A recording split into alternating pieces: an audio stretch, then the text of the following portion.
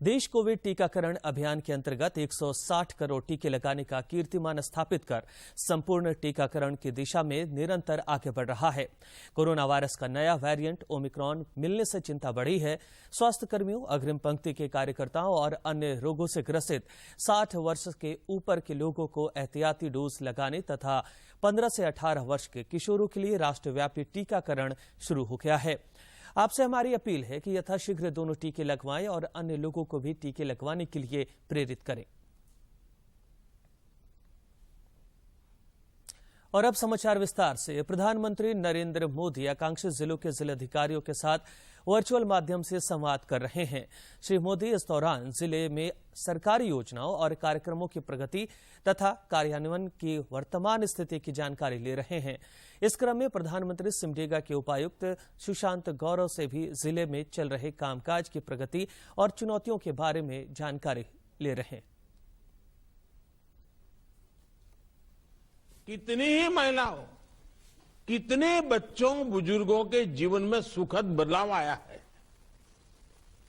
और मैं ये कहूंगा, ये सिर्फ आंकड़े नहीं है, हर आंकड़े के साथ कितने ही जीवन जुड़े हुए हैं।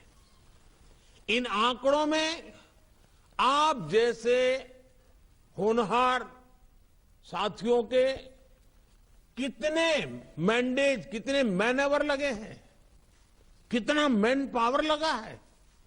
इसके पीछे आप सब लोगों की तपस्या और पसीना लगा है। मैं समझता हूं ये बदलाव, ये अनुभव आपके पूरे जीवन की पूंजी है। साथियों, एस्पिरेशनल डिस्ट्रिक्ट्स में देश को जो सफलता मिल रही है, उसका एक बड़ा कारण अगर मैं कहूंगा तो वो है कन्वर्जेंस।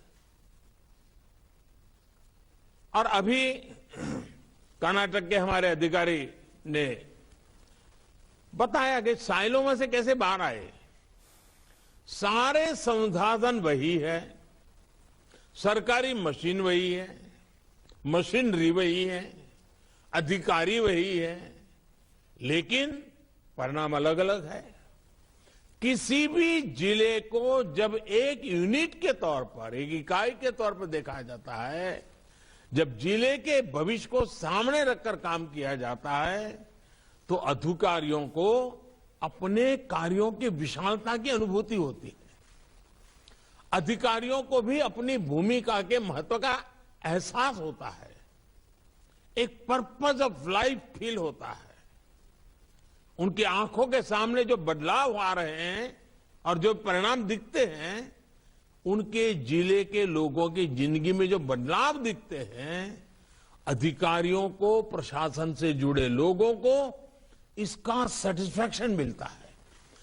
और ये सेटिस्फैक्शन कल्पना से परे होता है, शब्दों से परे होता है। यह मैंने स्वयं देखा है। जब ये कोरोना नहीं था तो मैंने नियम बना रखा था कि अगर किसी भी राज्य में जाता था तो एस्पिरेशनल डिस्ट्रिक्ट के लोगों को बुलाता था, उन अधिकारियों के साथ खुलकर के बातें करता था, चर्चा करता था। उन्हीं से बातचीत के बाद मेरा यह अनुभव बना है कि एस्पिरेशनल डिस्ट्रिक्ट में जो काम कर रहे हैं, उनमें काम करने की संतुष्टि की एक अलग ही भावना पैदा हो जाती है। जब कोई सरकारी काम एक जीवंत लक्ष्य बन जाता है, जब सरकारी मशीनरी एक जीवंत इकाई बन जाती है, टीम स्पिरिट से भर जाती है, टीम एक कल्चर को लेकर आगे बढ़ती है, तो नतीजे वैसे ही आते हैं जैसे हम एस्पिरेशनल डिस्ट्रिक्ट में देख रहे हैं। एक दूसरे का सहयोग करते हुए, एक दूसरे से बेस्ट प्रैक्टिसेस शेयर करते हुए, एक दूसरे से सीखते हुए, एक दूसरे को सिखाते हुए जो कार्यशैली विकसित होती है, वो गुड गवर्नेंस की बहुत बड़ी पूंजी है। साथियों, एस्पिरेशनल डिस्ट्रिक्ट्स, आकांक्षी जिलों में जो काम हुआ है वो विश्व की बड़ी बड़ी यूनिवर्सिटी के लिए भी अध्ययन का विषय है। पिछले प्रधानमंत्री नरेंद्र मोदी 24 जनवरी को प्रधानमंत्री राष्ट्रीय बाल पुरस्कार विजेताओं से वीडियो कॉन्फ्रेंसिंग के माध्यम से बातचीत करेंगे। समारोह के दौरान प्रधानमंत्री इस वर्ष के विजेताओं को ब्लॉकचेन प्रौद्योगिकी का उपयोग करते हुए डिजिटल प्रमाण पत्र देंगे। कि प्रधानमंत्री राष्ट्रीय बाल पुरस्कार प्रमाण पत्र देने के लिए पहली बार ब्लॉकचेन प्रौद्योगिकी का उपयोग किया जा रहा है। ये पुरस्कार नवाचार, शैक्षणिक उपलब्धियों, खेलकूद, कला और संस्कृति, समाज सेवा और बहादुरी के लिए असाधारण क्षमता और उत्कृष्ट उपलब्धियों वाले बच्चों को दिए जाते हैं। पुरस्कार राष्ट्रपति भवन में आयोजित समारोह में राष्ट्रपति द्वारा प्रदान किए जाते हैं। प्रधानमंत्री प्रत्येक वर्ष पुरस्कार विजेताओं से बातचीत करते हैं। ये पुरस्कार विजेता प्रत्येक वर्ष गणतंत्र दिवस परेड में भी भाग लेते हैं। हालांकि कोविड स्थिति को देखते हुए इस वर्ष नई दिल्ली में पुरस्कार समारोह का आयोजन नहीं किया गया है। आजादी का अमृत महोत्सव के अंतर्गत 24 जनवरी को राष्ट्रीय बालिका दिवस के अवसर पर प्रधानमंत्री नरेंद्र मोदी विजेताओं से वर्चुअली बातचीत करेंगे। बच्चे अपने माता पिता और संबंधित जिलों के जिला मजिस्ट्रेट के साथ अपने जिला मुख्यालयों से आयोजन में शामिल होंगे। महिला और बाल विकास मंत्री स्मृति ईरानी और राज्य मंत्री मंजू पारा महेंद्र भाई भी इस अवसर पर उपस्थित रहेंगे। देश में पिछले 24 घंटे के दौरान कोविड के 3,37,407 नए संक्रमितों की पहचान की गई है। इस दौरान 2,42,676 संक्रमित स्वस्थ भी हुए हैं। नए मामले सामने आए हैं। कल कोरोना वायरस के 3,47,254 मामले सामने आए थे। पिछले 24 घंटे में 2,42,676 लोग स्वस्थ भी हुए हैं। देश में इस वक्त कोरोना संक्रमण के कुल 21,13,365 सक्रिय मामले हैं। वहीं देश में अब तक ओमिक्रॉन के कुल 10,050 मामले दर्ज किए गए हैं। देश में कल के आंकड़ों की तुलना में 3.69 मामलों की वृद्धि दर्ज की गई है। इधर झारखंड में कोरोना से स्वस्थ होने वालों की संख्या लगातार बढ़ रही है। पिछले 24 घंटे में 3,814 संक्रमितों ने कोरोना को मात दी है। हालांकि इस दौरान 2,015 नए मामले भी सामने आए हैं। इस अवधि में 9 लोगों की मौत भी कोविड के कारण हुई है। राज्य में सक्रिय मामलों की संख्या अब 23,777 रह गई है। देश में कोविड के खिलाफ जारी जंग में टीकाकरण अभियान तेज गति से चल रहा है।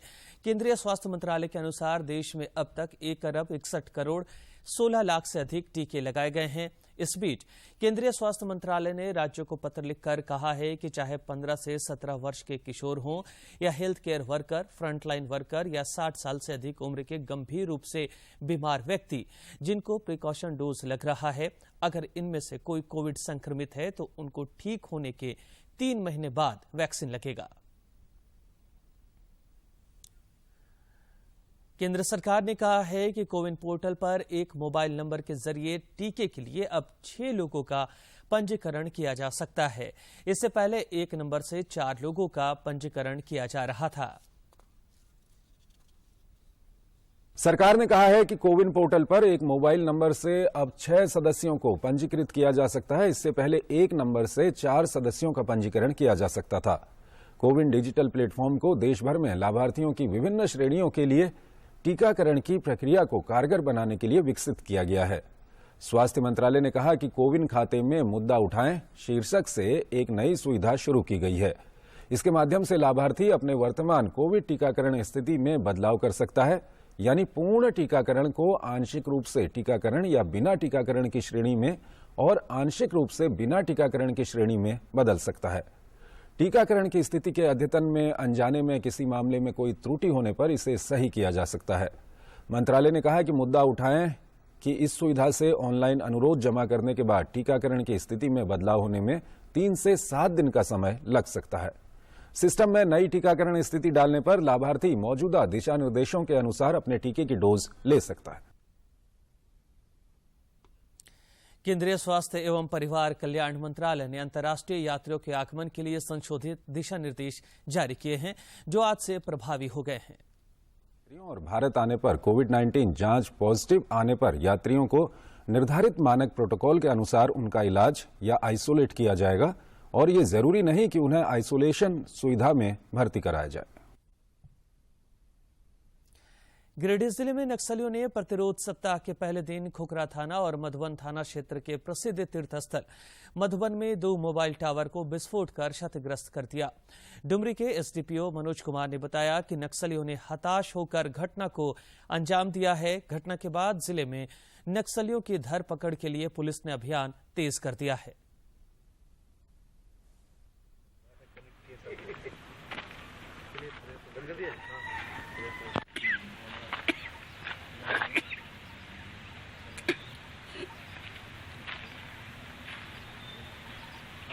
बंद कर दियो। थोड़ा ताकत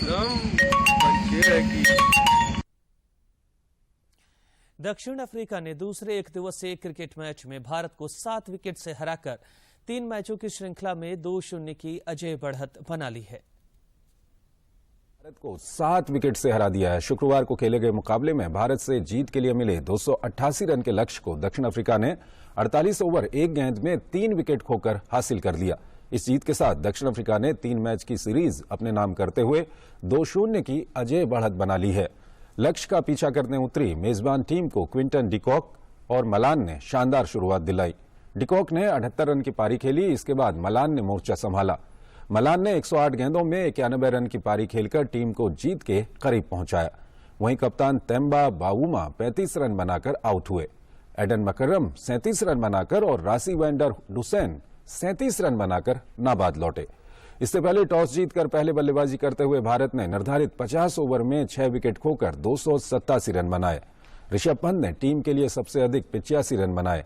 कप्तान केएल राहुल ने 55 रन की पारी खेली। पहले मैच में अर्धशतक लगाने वाले शार्दुल ठाकुर ने इस मैच में 38 गेंदों में 40 रन बनाए। नई दिल्ली स्थित इंडिया गेट की अमर जवान ज्योति कल राष्ट्रीय समर स्मारक पर प्रज्वलित ज्योति में समाहित कर दी गई। ज्योति विलय समारोह एकीकृत रक्षा प्रमुख एयर मार्शल बलभद्र राधाकृष्ण की अध्यक्षता में संपन्न हुआ कर दिया गया।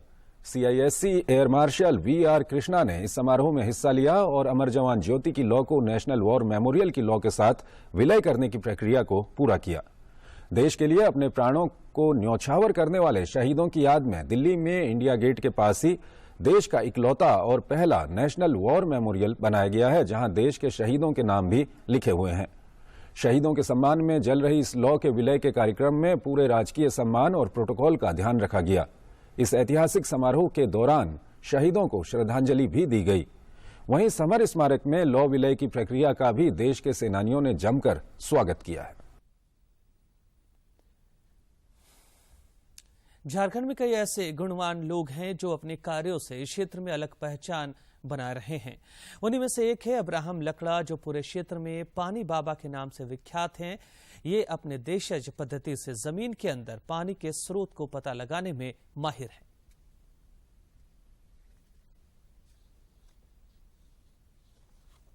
ये हैं झारखंड के पानी बाबा अब्राहम लकड़ा। इनकी उम्र भले ही 96 वर्ष हो गई है, मगर इनके फन में कोई कमी नजर नहीं आती है। इन्होंने पिछले 70 वर्षों से अपनी इस देशज पद्धति से हजारों घरों के लिए वाटर पॉइंट निकाले हैं। वे कहते हैं, पानी ढूंढने की ये पद्धति कोई जादू मंत्र नहीं है, बल्कि ये बिल्कुल विज्ञान है और यूरोपीय एवं अफ्रीकी देशों में खासा प्रचलित है। क्योंकि बनाने के लिए हमको मिलाना है। सिंपल मेथड है। करते हैं बेटा, जगह खोजते हैं, हाइड्रोजन है, उसी ऑक्सीजन डालेंगे, शरण करेंगे और पौधा।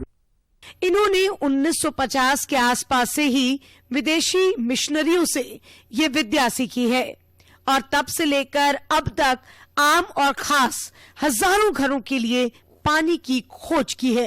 हमारे साइंस में भी आया और इसको खोज किया आ रहा है ऊपर हवा में। और जब हम लोग बोरिंग लिए धरती के अंदर, हम लोग बोरिंग करते हुए नीचे पहुंचाते हैं जहां हाइड्रो है। वाटर पॉइंट ढूंढने के लिए इन्हें देश के विभिन्न हिस्सों के अलावे विदेशों से भी बुलावा आता है। ये बताते हैं कि नेपाल नरेश के लिए भी इन्होंने पानी ढूंढ निकाला है। अब ये हाउस में सबसे पहला ली है 84 में है जी, और अभी तक वह बोरिंग चलता है ना। जो दर्शन में भी है, उसके बाद हाईकोर्ट, सिविल कोर्ट, हाईकोर्ट में मेरा 3 बोरिंग चल रहा है, बड़ा बड़ा बोरिंग जी हाईकोर्ट के अंदर में है ना। सदियों से देश में एक से बढ़कर एक गुणी पैदा हुए हैं जिन्होंने अपने हुनर से मानव जाति का कल्याण किया है। हुलहुंडू रांची के अब्राहम लकड़ा भी उन्हीं में से एक हैं। दूरदर्शन समाचार के लिए रांची से प्रताप की रिपोर्ट। राजधानी रांची समेत राज्य के कई इलाकों में आज सवेरे घना कोहरा छाया रहा। मौसम विभाग के अनुसार राज्य के उत्तरी और मध्य भाग में कहीं कहीं हल्के से मध्यम दर्जे की बारिश हो सकती है।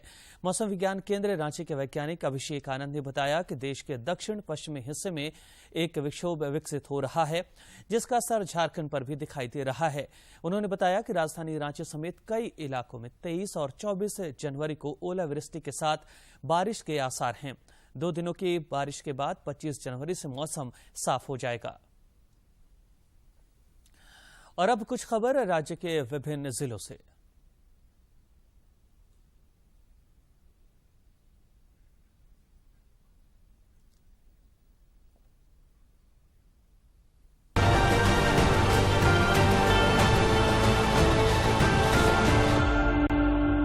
शिक्षा के स्तर में गुणात्मक सुधार के लिए 80 मॉडल स्कूलों का निर्माण करा रही है।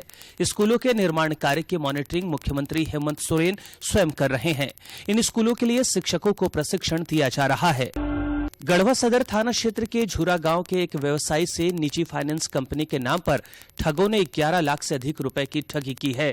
व्यवसायी को ठगों ने 50 लाख का लोन देने का झांसा दिया और 40 लाख का नकली नोट थमा दिया।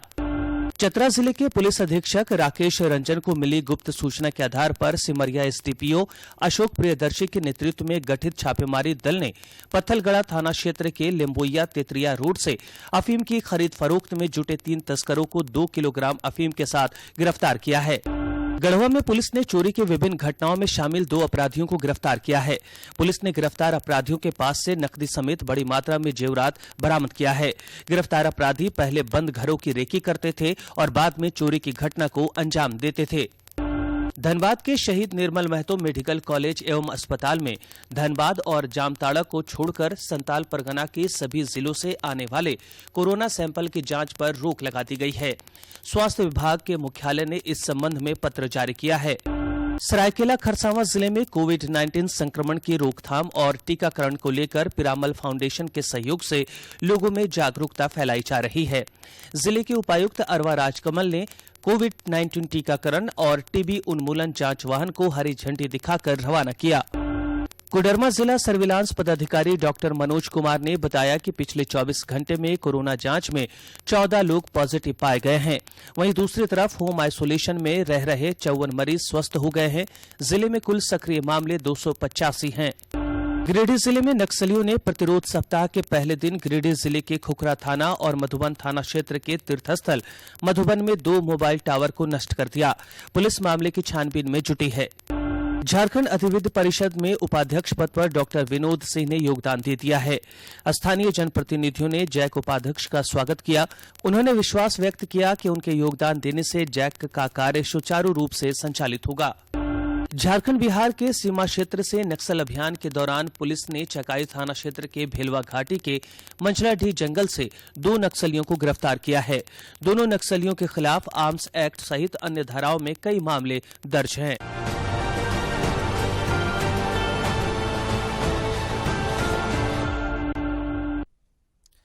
देवघर नगर निगम से संबंधित विभिन्न मुद्दों और सुझावों पर नगर आयुक्त के साथ Santal Pargana chamber of commerce and industries Deoghar की एक महत्वपूर्ण बैठक हुई।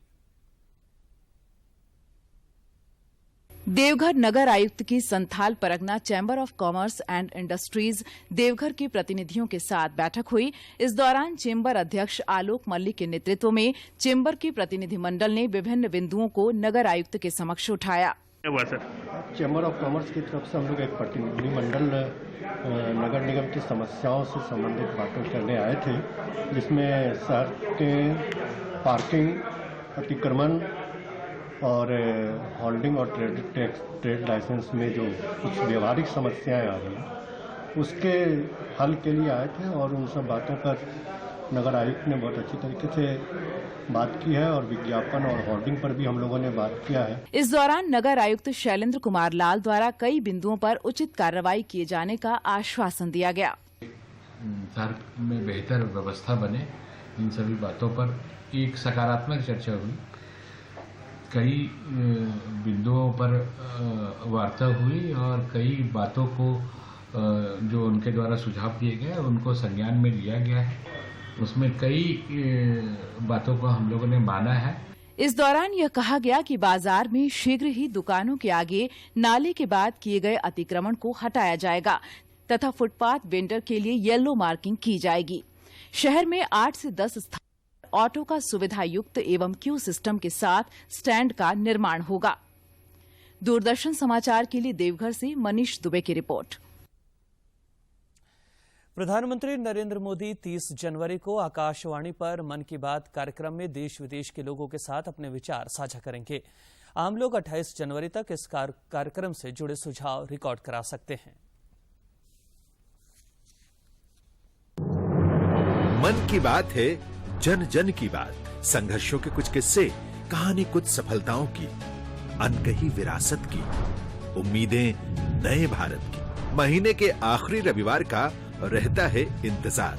मलयाचल के आंचल से विंध्याचल के आंगन तक, ब्रह्मपुत्र के घाट से हिमालय के विस्तार तक होती है मन की बात प्रधानमंत्री के साथ। तो सुनिए इस महीने 30 जनवरी सुबह 11 बजे मन की बात आकाशवाणी और दूरदर्शन के सभी चैनलों पर। माननीय प्रधानमंत्री के प्रसारण के तुरंत बाद मन की बात का प्रादेशिक भाषाओं में अनुवाद आप सुन सकते हैं आकाशवाणी और दूरदर्शन के संबद्ध प्रादेशिक चैनलों पर। मन की बात के प्रादेशिक भाषाओं में अनुवाद का पुनः प्रसारण आप सुन सकते हैं रात 8 बजे आकाशवाणी और दूरदर्शन के सभी प्रादेशिक चैनलों पर। तो याद रखें, रविवार 30 जनवरी सुबह 11 बजे मन की बात। आजादी के सफर की आज की कड़ी में देखिए महान स्वतंत्रता सेनानी रोशन सिंह और तरुण राम फुकन के बारे में। आज की इस कड़ी में हम स्मरण कर रहे हैं स्वाधीनता सेनानी रोशन सिंह को। उनका जन्म 22 जनवरी 1892 को वर्तमान उत्तर प्रदेश के शाहजहांपुर जिले में हुआ था। रोशन सिंह आर्य समाज से जुड़े थे। वे अचूक निशानेबाज और अच्छे पहलवान थे। जब अंग्रेजों ने नवंबर 1921 में इंडियन नेशनल कांग्रेस की स्वयं सेवक कोर पर प्रतिबंध लगाया तो रोशन सिंह ने शाहजहांपुर जिले से बरेली क्षेत्र तक स्वयं सेवकों की टुकड़ी का नेतृत्व किया। अन्य प्रदर्शनकारियों के साथ रोशन सिंह को गिरफ्तार कर लिया गया और 2 वर्ष के सश्रम कारावास पर बरेली के केंद्रीय कारागार भेज दिया गया। जेल से रिहा होने के बाद रोशन सिंह राम प्रसाद बिस्मिल से मिले और हिंदुस्तान रिपब्लिकन एसोसिएशन यानी HRA में शामिल हो गए। वहां रोशन सिंह को एसोसिएशन के युवाओं को निशानेबाजी सिखाने का कार्य सौंपा गया। बामरौली में HRA क्रांतिकारी गतिविधियों के लिए धन जुटाने के उद्देश्य से धनी लोगों से वसूली के लिए सशस्त्र कार्रवाई करती थी। 25 दिसंबर 1924 को HRA ने महाजन बलदेव प्रसाद के घर पर हमला किया। रोशन सिंह ने इस कार्यवाही में प्रमुख भूमिका निभाई। बाद में रोशन सिंह को HRA के अन्य सदस्यों के साथ काकोरी केस में गिरफ्तार कर लिया गया। रोशन सिंह ने इलाहाबाद की नैनी जेल से अपने रिश्तेदार हुकुम सिंह को पत्र लिखा। मनुष्य का जीवन भगवान की श्रेष्ठ रचना है और मैंने इस रचना के लिए बलिदान देकर ये सिद्ध किया है। मैं अपने गांव नवादा का पहला व्यक्ति हूँ जिसने आप सबको, अपने भाई बहनों को गौरवान्वित किया है। इस नश्वर मानव शरीर के लिए पश्चाताप क्यों करना? किसी न किसी दिन तो ये समाप्त होना ही है। मैं प्रसन्न हूँ कि अंतिम क्षणों में ध्यान लगाने के लिए ज्यादा से ज्यादा समय व्यतीत कर रहा हूँ। मैं जानता हूँ कि जो अपना कर्तव्य निभाते हैं या धर्म के लिए आत्मत्याग करते हैं उसे सदा के लिए मोक्ष प्राप्त हो जाता है। आपको मेरी मृत्यु के लिए चिंता करने की आवश्यकता नहीं है। मैं भगवान की गोद में शांतिपूर्वक सोने जा रहा हूँ। रोशन सिंह, राम प्रसाद बिस्मिल, राजेंद्र नाथ लाहिड़ी और अशफाक उल्लाह खां 19 दिसंबर 1927 को शहीद हुए। महान स्वाधीनता सेनानियों को शत शत नमन।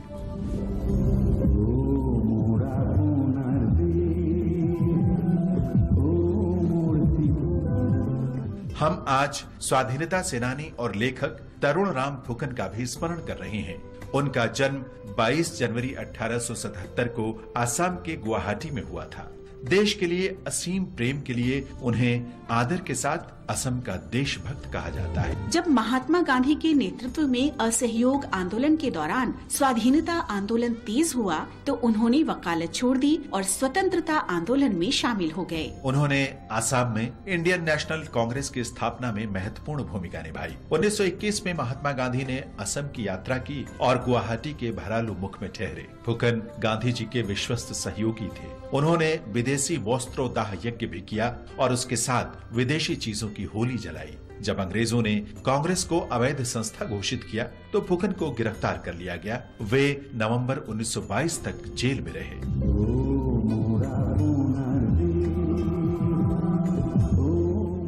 असमिया साहित्य में योगदान के लिए फुकन को 1927 में ग्वालपाड़ा सत्र में असम साहित्य सभा का अध्यक्ष निर्वाचित किया गया। फुकन समाज के वंचित वर्गों के शैक्षिक उत्थान सहित अनेक सामाजिक कार्यों में भी शामिल रहे। उन्होंने अस्पृश्यता के उन्मूलन और स्त्री पुरुष बराबरी के लिए भी संघर्ष किया। वे महिलाओं से राष्ट्रीय कार्यों में सक्रिय भूमिका निभाने के लिए कहा करते थे। उन्होंने असम में खादी और अन्य स्वदेशी वस्तुओं के उपयोग को लोकप्रिय बनाया। तरुण राम फुकन 28 जुलाई 1939 को मृत्यु तक राष्ट्रीय हित के कार्यों में संलग्न रहे। भारत माता के इस सपूत को हमारी विनम्र श्रद्धांजलि।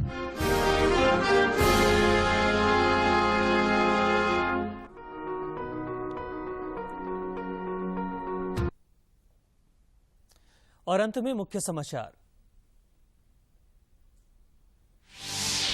प्रधानमंत्री आकांक्षी जिलों के जिलाधिकारियों के साथ वर्चुअल माध्यम से कर रहे हैं संवाद।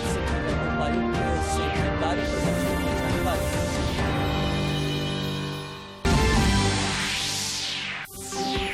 राज्य में कोविड मरीजों की संख्या में आई गिरावट। कोविड पोर्टल पर एक मोबाइल नंबर से जुड़े लोगों का होगा पंजीकरण। कोविड संक्रमितों के टीका को लेकर नया दिशा निर्देश। गिरिडीह जिले में नक्सलियों ने प्रतिरोध सप्ताह के पहले दिन पोखरा थाना और मधुबन थाना क्षेत्र के तीर्थस्थल मधुबन में 2 मोबाइल टावर को विस्फोट कर किया क्षतिग्रस्त।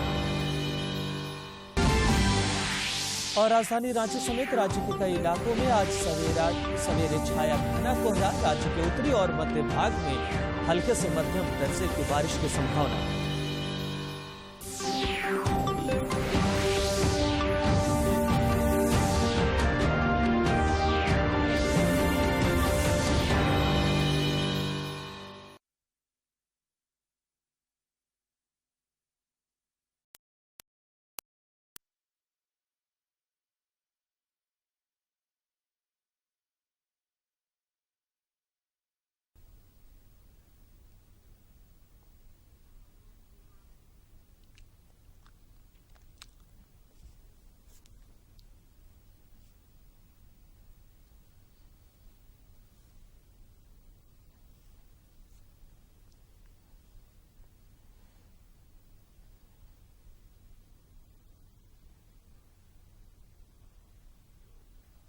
जोहार।